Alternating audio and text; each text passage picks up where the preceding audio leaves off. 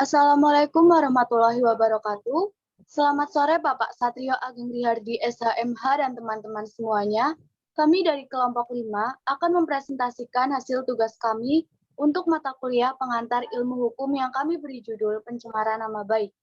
Sebelumnya, izinkan saya memperkenalkan anggota kelompok 5 dimulai dari saya.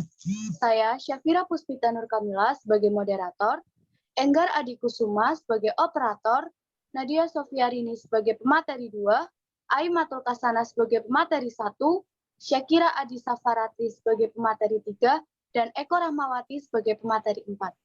Untuk pembahasan yang pertama tentang pengertian pencemaran nama baik dan unsur-unsur pencemaran nama baik akan disampaikan oleh rekan kami yang bernama Aimatul Kasana.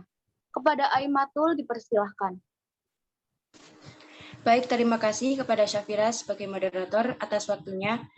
Pengertian pencemaran nama baik menurut pasal 310 KUHP adalah menyerang kehormatan atau nama baik seseorang dengan menuduhkan sesuatu hal yang maksudnya terang supaya hal itu diketahui umum. Hal ini termasuk dalam bentuk tulisan dan gambaran yang disiarkan, dipertunjukkan, dan ditempel di muka umum. Unsur-unsur pencemaran nama baik. 1.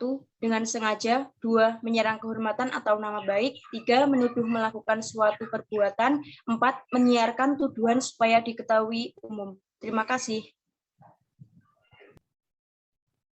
Materi yang selanjutnya akan disampaikan oleh Nadia Sofiarini. Kepada Nadia, waktu dan layar dipersilahkan. Baik, terima kasih kepada Syafira sebagai moderator. Setelah adanya internet, pencemaran nama baik diatur dalam UU ITE 1, pasal 27 ayat 3, UU ITE yang berbunyi, setiap orang dengan sengaja dan tanpa hak mendistribusikan atau mentransmisikan dan atau membuat dapat diaksesnya informasi elektronik dan atau dokumen elektronik yang bermuatan penghinaan dan pencemaran nama baik. 2.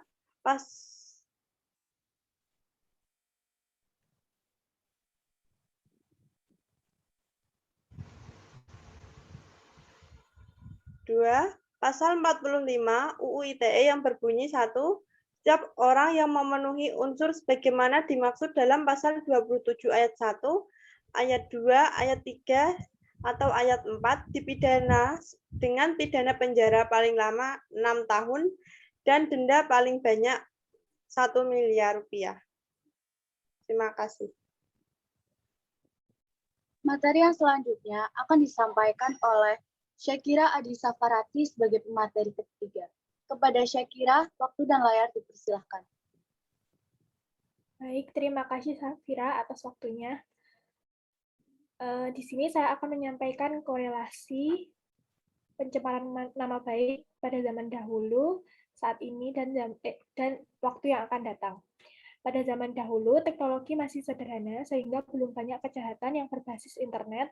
Seiring dengan berkembangnya zaman, semakin berkembang juga teknologi. Sebagai contoh yaitu media sosial. Media sosial menimbulkan banyak dampak negatif maupun dampak positif. Salah satu dampak negatifnya yaitu pencemaran nama baik yang dilakukan di media sosial. Sebelum adanya internet, pencemaran nama baik diatur menggunakan RUU KUHP, kemudian setelah munculnya internet diganti dengan UU ITE. Mungkin seiring berjalannya waktu akan memberikan perubahan terhadap undang-undang. Terima kasih. Materi yang selanjutnya akan disampaikan oleh Eko Rahmawati. Kepada Eko, waktu dan layar dipersilahkan.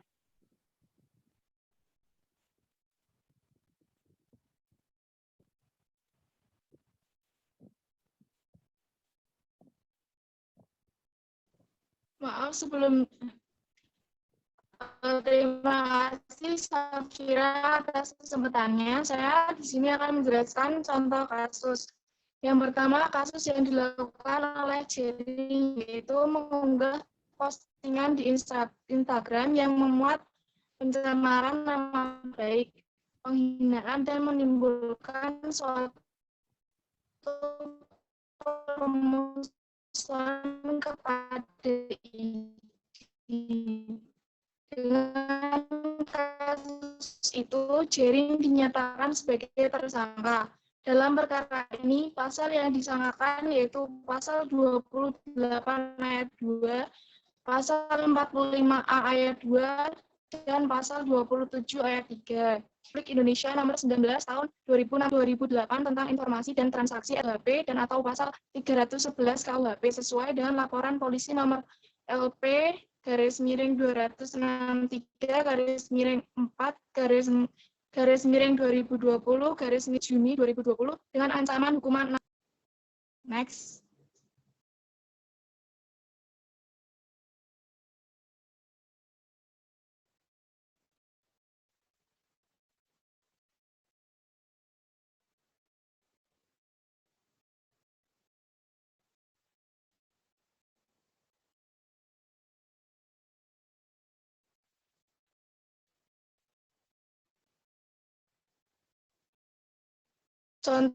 Contoh kasus yang kedua, yakni jaksa menjerat Ahmad Dhani dengan pasal 45 ayat 3, pasal 27 ayat 3 Undang-Undang Informasi dan Transaksi Elektronik UU ITE atas ucapannya yang diduga mengandung penghinaan dan pencemaran nama baik saat acara deklarasi ganti presiden yang batal dilaksanakan di Surabaya pada tanggal 26 Agustus 2018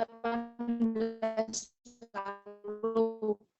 Kasus ini bermula ketika Ahmad Dhani membuat vlog yang bermuatan ucapan idiot saat ia berencana menghadiri deklarasi hashtag 2019 ganti presiden di Surabaya 26 Agustus 2018 silam. Saat itu, Dhani tertahan di lobi hotel dan tak bisa menghadiri acara vlognya. Dhani menggunakan kata idealkan ganti presiden. Dhani kemudian dilaporkan daerah Jawa Timur, Polda Jatim, 2019 ganti presiden. Terima kasih. Baiklah, pada kesempatan hari ini saya akan menyimpulkan presentasi pada sore hari ini. Pada zaman dahulu, teknologi yang digunakan masih sederhana, sehingga kejahatan pada zaman dahulu berbeda dengan kejahatan di zaman sekarang, di mana teknologi sudah berkembang, sebagai contohnya kemajuan dalam media sosial, media massa. Kejahatan di zaman sekarang banyak terjadi secara maya, sehingga perubahan terhadap UU yang awalnya diatur dalam pasal-pasal KUHP berubah diatur dalam UU ITE, pasal 27 ayat 3 dan pasal 45 UU ITE. Sekian presentasi dari kelompok 5. Terima kasih atas ketenangan Anda dalam mengikuti presentasi ini.